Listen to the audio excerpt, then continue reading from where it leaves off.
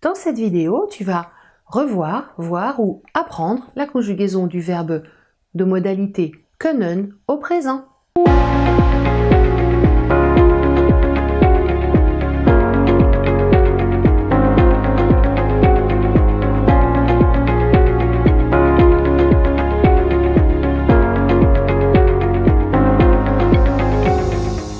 Le verbe können est un verbe de modalité, donc c'est un verbe qui a un sens un petit peu plus fort qu'un verbe simple, hein.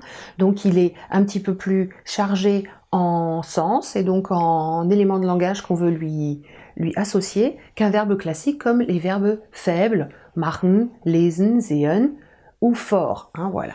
Donc le verbe können, lui, va servir à dire qu'on sait faire quelque chose parce qu'on l'a appris, par exemple, je sais lire, je sais parler allemand, je sais parler anglais. Et il va aussi savoir à dire qu'on est en capacité de faire quelque chose parce que physiquement on est apte à le faire. Par exemple, je peux, en français on traduira par je peux porter mon cartable parce que je suis assez costaud. Ou je peux recommencer à faire du vélo parce que je n'ai plus mon plâtre. Donc ça, pour toutes ces situations de communication là, on utilisera le verbe können. Alors attention, ce verbe de modalité change de voyelle de radicale quand on le conjugue au singulier.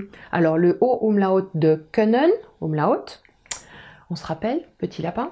Donc O umlaut de können va se transformer en A pour les personnes du singulier. Donc on aura pour können, ich kann, avec deux N, donc ça fait un A assez court, ich kann. Puis deuxième, du kannst. Troisième du singulier, er, sie, es kann. Au pluriel, wir können. Ensuite, ihr könnt et sie können. Donc pour le pluriel, on voit bien qu'on a la réapparition de la voyelle du radical, à savoir O plus umlaut. Au singulier A, au pluriel O umlaut pour la voyelle de radical. On récapitule. Ich kann, du kannst, er, sie, es kann, wir können, ihr könnt et sie können. Les terminaisons sont les suivantes. Pour la première du singulier, rien, ich kann. La seconde, st, du kannst. Er, sie, es kann, donc pas de terminaison à la troisième du singulier. Au pluriel, wir können, en, ihr könnt, t, et sie können, en. Donc pour les verbes de modalité, on a toujours au présent les terminaisons suivantes, rien, st, rien, en, t, en. Et attention, pour können, on se rappelle bien qu'on a le O umlaut qui devient A au singulier et au pluriel, on a retour de la voyelle de radicale O plus son umlaut. Voilà pour dire qu'on sait faire quelque chose ou qu'on est en capacité de faire quelque chose.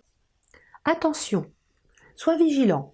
On construit un verbe de modalité toujours avec un verbe à l'infinitif qui va être son binôme, son partenaire. Comme en français, quand on dit qu'on doit faire quelque chose, hein, qu'on aime faire quelque chose, vous voyez, à chaque fois, on utilise un verbe à l'infinitif. Alors en allemand, ça va être la même chose. Ich muss meine Klassenarbeit vorbereiten ou alors ich soll den Tisch decken. Pour pouvoir formuler, on va être obligé, ich kann Deutsch sprechen, d'utiliser un verbe avec lequel on va combiner notre verbe de modalité et donc ce sera un verbe à l'infinitif qui sera non pas placé juste après le verbe de modalité conjugué, mais tout à la fin de la phrase. Exemple, ich kann Deutsch sprechen, je sais parler allemand. Donc on n'oublie pas, verbe de modalité égale souvent un petit partenaire, un petit verbe à l'infinitif placé à la fin de la phrase pour pouvoir construire sa phrase et puis donner du sens à ce verbe de modalité en plus du sens qu'il porte déjà en lui. Donc, vigilance, infinitif, fin de la phrase. Infinitif à la fin. On n'oublie pas. Alors maintenant, à toi de travailler. Du kannst das. Tu peux y arriver. Bon courage, bonne chance, viel Spaß. Tschüss.